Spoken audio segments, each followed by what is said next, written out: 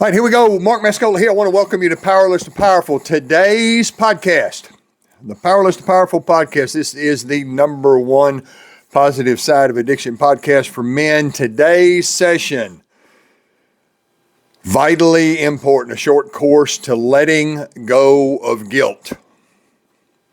Short course to letting go of guilt. So how do I let go of the guilt I feel for all the things I've done? Is a question asked by every man in recovery from addiction, right? Well, let me take that back. Addiction in its lowest form, the form of apathy, some men addiction beats them into the place of where they just don't care anymore. They don't care about others. They don't care about themselves. So, letting go of guilt, they just give up. I'm going to assume that you're here and that you follow a lot of the things that I and we do. I'm going to assume you're here because you do care. You do care about letting go of guilt. But this doesn't matter whether you are, 10 days into your journey, 10 weeks, 10 months, 10 years or more. There are men who carry this guilt thing long into their journey in recovery. Now, in this session, what I'm going to do is I'm going to give you 10 ideas you can put into practice immediately to begin letting go of guilt. So I'm going to tell you about number 7 before we get started. Number 7 is to discover whether forgiveness is one of your core, outer core, neutral, or lesser strengths. Based on where you are with that, I know for me, forgiveness is one of my core strengths. I don't have a hard time forgiving. Mental toughness and forgiveness are two of my core strengths. I don't spend a lot of time getting caught up in things that keep me chained down. So when I talk about the 10, I'll go ahead and give you number 7. Discover whether forgiveness is one of your core, outer core, neutral or lesser strengths, and you can do that. I'll put a link in the description, or you can go to get the Powerless to Powerful guide to a man's character strengths and discover what your core, outer core, neutral, and lesser strengths are. Just go to powerlesstopowerful.com. You can get your hands on that free guide, and I'm telling you, it's transformational stuff. So, forgiveness. I know for me, forgiveness is one of my core strengths. Doesn't mean I have to like it. Doesn't mean I have to forget about the things that I forgive people for. But it means I break the chains of them holding me back. Again, powerlesstopowerful.com. Go figure out if forgiveness is one of your core, outer core, neutral, or lesser strengths. Because if it's one of your core strengths, you can be like me, forgive, get on down the road. If it's one of your lesser strengths, you've got to understand, that's not a character defect. That's just a character strength that you need to work on. And forgiveness is like a muscle. You can build up your muscle of forgiveness. So I use these 10 things in my life and have shared them with men for the better part of 2 decades. So this is stuff that it's not up for debate whether it works. It works. So let's first define guilt. Number 1, you've done something for which you deserve justice. Just call it what it is. You did it. Face the music. Pay the price. I don't know what it is. Could be something legal. Could be something illegal. Whatever it is. First definition of guilt. You've done something for which you deserve justice. You did it, face the music, pay the price. For what I'm going to discuss here, the definition of guilt is a feeling associated with one's lack of forgiveness of self. Think about that definition. Guilt is a feeling associated with one's lack of forgiveness of self. And let me tell you, when I talk about your addiction will do anything to keep itself alive, guilt is one of addiction's most effective tools for keeping itself alive. I'm going to go ahead and say that again. Guilt is one of addiction's most effective tools for keeping itself alive. I call it the Goliath of addiction. And the Goliath of addiction has many weapons, but remember, his aim is always at the heart of a man, at our self-worth, our self-confidence, and our self-image. Men who are controlled by guilt do not feel worthy. They don't feel worthy of the love of the people who love them. They don't feel worthy of the love and grace of God. They don't feel worthy of themselves. And that's where we get caught. I was just talking about this whole concept of apathy in addiction. When you get beaten to a place that you don't care anymore, and all of a sudden you feel unworthy, and you don't care whether you feel unworthy or not. Feeling unworthy, men who are controlled by guilt, you ought to get pissed off about it. That you've let it control you, because when anger is a tough emotion. I've said it for years. I would rather work with an angry man because I know he cares. The man I can't help is a man who's apathetic and can't. So letting go of guilt brings the acceptance of your worthiness, makes you more courageous and confident, and helps you discover a powerful self-image. Again, Goliath, in all of the weapons he uses, his attack is always at our self-worth, our self-confidence, and our self-image. Letting go of guilt brings with it an acceptance of worthiness, makes you more courageous and confident, and helps you discover a powerful image, a powerful self-image of the man God created you to be and to become. So men in recovery often fall back into addiction based on guilt, based on the guilt of addiction. I mean, think about the insanity in that. They feel guilty because of something they did in addiction, so their answer is to go back to addiction, right? They're just trying to cover up the pain. Addiction wants to drive you past survival, critical, or desperation mode into apathy. And I'll keep saying that over and over and over again, the place where you don't care. I'm going to talk a little bit about the three parts of your mind today. There's three parts of your mind. There is the conscious mind, the subconscious mind, and the intuitive mind. And I call the intuitive part of your mind, this is the part of your mind that defends you. I call it the lion, the defender. When you fall into apathy, where you just don't care, the intuitive part of your mind that I call the lion or the defender, it just lays down. It says, to hell with it. I don't care anymore. But when I talk about the jungle of every man's mind, especially the jungle of, I just got done doing a presentation that's called "Create the Life That Addiction Was Stealing From You," and in there I talk about the three parts of the mind and how your conscious, subconscious, and intuitive mind work in addiction, and how you break the loops of the addiction loops in your mind. But in the jungle of your mind, the conscious mind is a constant battle between the gorilla named emotion and the gorilla named logic. And the biggest problem, based on your addictive personality, one of those gorillas is the alpha. It's either your emotional mind or your logical mind. For men, it's different. But the biggest problem is when men allow the emotional gorilla to control him, to be controlled by the emotional gorilla without controlling him.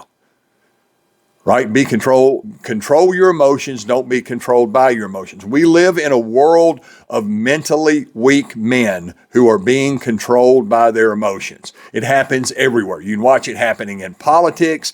It happens in addiction. It happens everywhere. Emotionally weak, mentally weak men are drug around by their balls of emotion.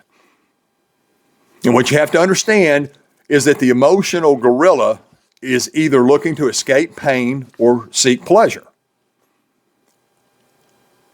He is always looking to feel better than a feeling that he's had before, right? And our emotions always face backwards because we're always looking to connect with an experience that we understand, right? We as men, and I struggle with the word control freak because I am a control freak. I'm a control enthusiast. I like to control the controllables. You know, this whole concept of letting go and letting God, I mean, I get that, but you have to understand, you have to control the controllables because there are parts of this game in recovery, God's going to let go and let you. He may put you on the path to recovery, but he's not going to go to meetings. He's not going to dial in and let you watch or listen to a video or a podcast like this. That's your job. The walking the path, the getting going, the action part of it is yours. You can't do God's part, and he ain't going to do your part. So don't just let go and let God. Understand that God's going to let go and let you too. So the emotional gorilla is always looking to feel good and avoid conflict, often at the expense of the truth. You see, there is a great divide between the feel good of escaping pain, right? The feel good of escaping pain just means you're just barely going to get above the pain. It doesn't mean there's pleasure involved in it. It just means there's less pain. Escaping pain means I will do anything to not feel this. Think about that as it relates to addiction. Again, there's a great divide between the feel good of escaping pain, I'll do anything to not feel this, and the feel good of accomplishment. Accomplishment is one of the things on the father of positive psychology, Abraham Maslow, when he did the hierarchy of needs. A man has a desire for accomplishment. I do, you do. Accomplishment, we like to be recognized for the things that we do. You can't, it's in our nature. We can't change that. So there's a great divide between the feel good of escaping pain, I'll do anything to not feel this, to the feel good of accomplishment, I'll do anything to feel that. Because in our worthiness, in our self-image, in our desire for masculine validation, we are searching for accomplishment. So the logical gorilla is always looking to figure things out, right? We as men, we have this utilitarian mind. I can't look at anything without trying to figure out a way to do it bigger, better, faster. The logical gorilla is always looking to figure things out. The good side is that when he's striving to discover the truth. The bad side is when he can't make a decision and he's stuck in neutral. Should I do this? Should I do that? Yeah, just do something. You know, I say all the time, we get caught up in this concept of, do I think my way into right action or act my way into right thinking? Well, let me tell you something. You always act your way into right thinking, right? Actions always come first. When I talk about in recovery, our journey is always about doing things that create an emotion, not being controlled by an emotion that keeps us from doing things. And again, being the right man who does the right things in the right ways for the right reasons. So the logical gorilla is always looking to figure things out. And again, the good side is that he's trying to discover the truth. The bad side is he gets stuck in neutral. So, and I'm going to say some things here that your emotional gorilla will not agree with. The emotional gorilla left uncontrolled is a weapon of addiction. This session and what I'm talking about today, and I'm just going to say this as brutally honest as I can. This session is meant for your logical gorilla to kick the emotional gorilla in the balls today. If I say things that hurt your feelings, great. They're supposed to. We live in a world of mentally weak men. Don't be one of them. Mental toughness is one of a man's core desires. I just talked about it a few minutes ago. Guys, this shit's killing everybody. It's killing a lot of people. And it's going to kill me and it's going to kill you if we don't do something about it. Mental toughness is one of a man's core one of a man's core strengths. Again, I don't sugarcoat the fact that this is life or death for me. It's going to kill me. It's going to kill you if I don't do something about it. When you decide that this is life or death for you, you'll make a different decision and have a different level of commitment. And I'm assuming you're like me, you'd rather live, you got more things to live for than to die for.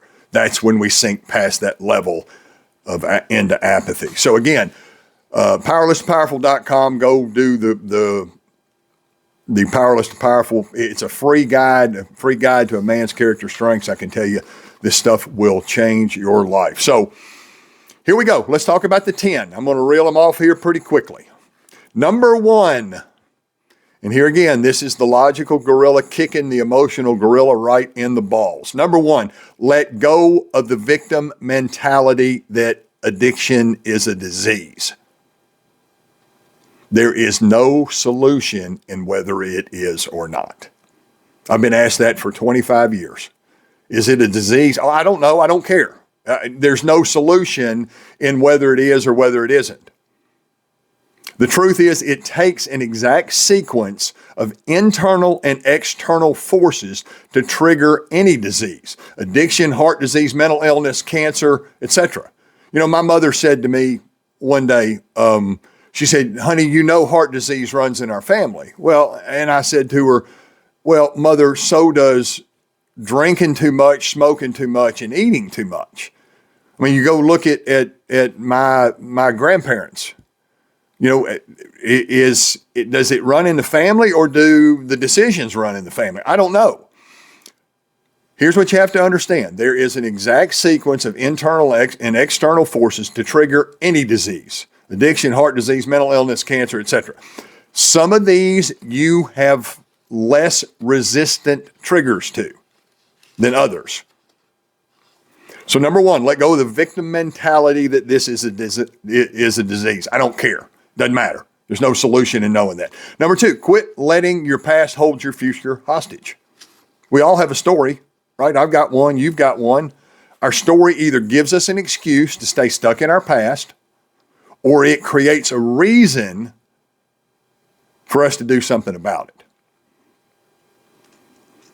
The goal in recovery is to become the hero in your own story. Do not let your past hold your future hostage. Number 3, change your behaviors. The greatest amends that you can make is change behavior. And let me state the obvious. Relinquishing guilt means you quit doing whatever it is you feel guilty about. I mean, let's just call it what it is. Don't sugarcoat it. Whatever you feel guilty about, the number 1 step to relinquishing the guilt is just quit doing it. Number 4, quit using "I'm sorry" as a weapon to get what you want. I used it all the time. In my addiction, I used to say to my wife, "Well, I'm sorry I did that. I'm sorry I'm late. I'm sorry I didn't show up on time. I'm sorry I forgot. I'm sorry I didn't." Right? It was meant to make her take a step back. And in recovery, what do men do? "Well, I told her I'm sorry. What more can I do?" Well, there's a lot more you can do. Don't use "I'm sorry" as a weapon. The people around you do not want to hear you say "I'm sorry." You know, something I use all the time. For those of you that are old enough to remember the cartoon Charlie Brown when we were kids. If you remember the teacher on Charlie Brown. Wah, wah, wah, wah, wah, wah. That's the way it sounds when you're telling people around you that you're sorry. They don't care anymore. Number 5, understand God has already forgiven you. I mean, how much of that do I need to explain? Number 5 is to understand God has already forgiven you. Number 6, let go of any unforgiveness in your heart. So, I'll get into a little bit of 4th and 5th step stuff here, right? Make a list of the things that are wrong. You have a conversation with somebody. Then you figure out which ones are keeping you from being a maximum service. And at some point, you got to go tell somebody that I'm sorry. But here's what you have to understand.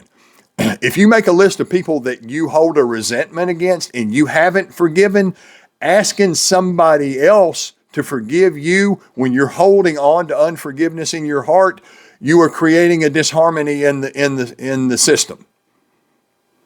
You cannot ask another person to forgive you if you are holding any unforgiveness in your heart. And here's what you have to understand. Like I said a few minutes ago, doesn't mean I have to like it, doesn't mean that it has to feel good.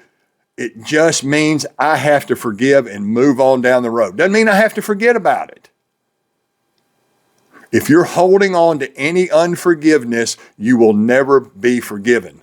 And I'm going to share something with you in just a minute about this whole concept of unforgiveness. Number 7, we already talked about it. Find out if forgiveness is one of your core, outer core, neutral, or lesser strengths. Make this game a lot simpler. If it's one of your core strengths, make it a little tougher if it's one of your lesser strengths. But winning the game is about knowing what your weapons are and then strengthening the weapons. Again, powerless2powerful.com.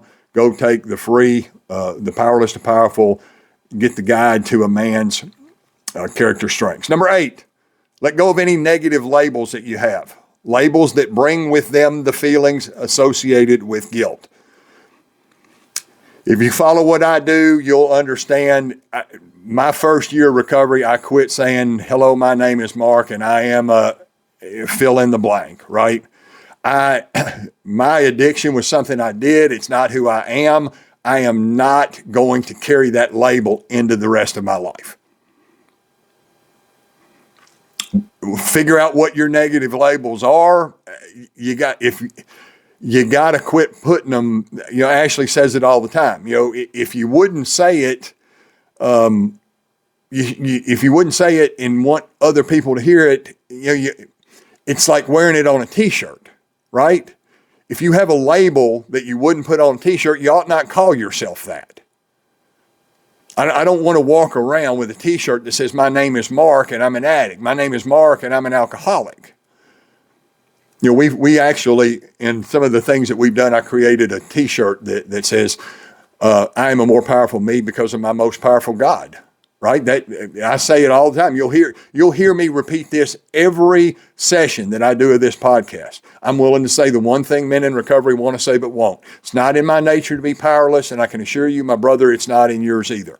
Let go. Number 8, let go of any negative labels. Number 9, and this is the one that coincides with the one I just talked about, unforgiveness in your heart, which was number 6. Number 9 is forgive the one person that matters most.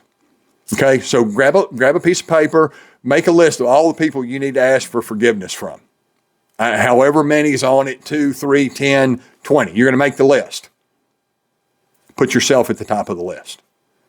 Because when I talk about holding on to unforgiveness, if you don't forgive yourself first, you're holding on to unforgiveness. You can't expect other people to forgive you until you have forgiven you. Put yourself on the top of the list. Number 10, and I don't know which one of these are the most important. All 10 of them are important. Number 10, understand that forgiveness is an all or nothing proposition. You can't forgive a little. You either live in forgiveness or you don't live in forgiveness. And again, you don't have to forget to forgive.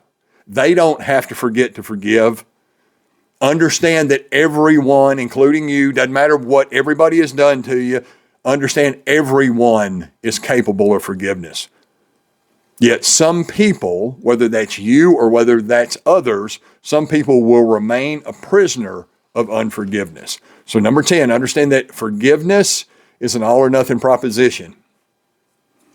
Some people will remain a prisoner of unforgiveness. Do not let that be you. So that's the 10. Again, go get the Powerless to Powerful Guide to a Man's Character Strengths. Figure out where you are in core, outer core, neutral, or lesser strengths when it comes to your forgiveness, because it makes it easier for you to let go of guilt. So I've rolled through a lot today, man. It is. I woke up this morning and had this on my heart and just knew that I needed to do this. Powerless to Powerful Guide, a man's short course to letting go of guilt. Again, back to that question. How do I let go of the guilt I feel for all the things that I have done? So that's it for today. Go out and be the best and most powerful version of yourself. And remember, we don't just recover, we go from powerless to powerful. Till next time, go be the best and most powerful version of yourself. This is Mark signing out. Have a great day wherever you are. You absolutely deserve it. Bye for now.